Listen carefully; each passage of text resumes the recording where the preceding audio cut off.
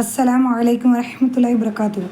குர்ஆன் சார்ந்து நிறைய தகவல்கள் அல்லாஹ்வுடைய மாபெரும் கிருபையால் நம்ம பார்த்துக்கிட்டு தான் இருக்கோம்.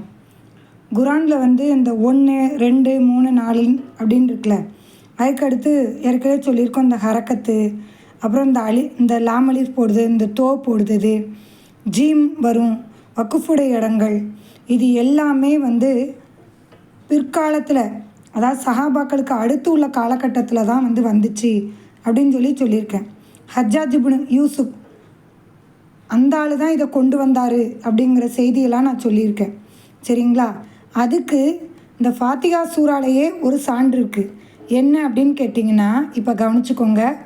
1 ஒரு ஆயத்து, இது 2வது ஆயத்து, இது 3, இது 4, இது 5, இது இங்கே, அதுக்கடுத்து இங்கே தான் இருக்குது 6. ஆனால் இங்கே 7 போட்டிருக்கும். 6வது ஆயத்து இங்கே போடவே இல்லை. பாருங்கள், நல்லா கவனிச்சுக்கோங்க. இதுக்கு முன்னாடி குர்ஆனில் உள்ள தகவல் ரீதியாக நான் ஒரு ஷார்ட்ஸ் போடும்போது, குர்ஆனில் மிக சிறந்த ஒரு சூறா எது அப்படின்னு கேட்டால் அல் ஃபாத்திகா தான். அதுக்கு ஆதாரம் புகாரியில் 4474.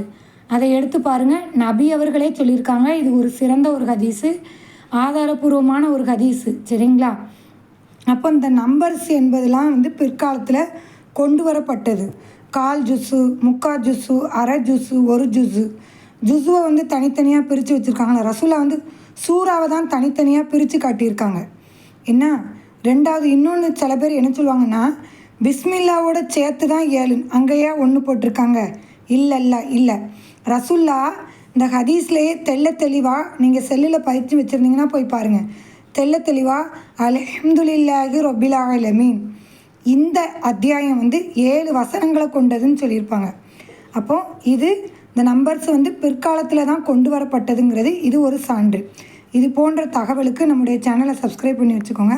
அஸ்ஸலாமு அலைக்கும் வரஹ்மத்துல்லாஹி வபரகாத்துஹு.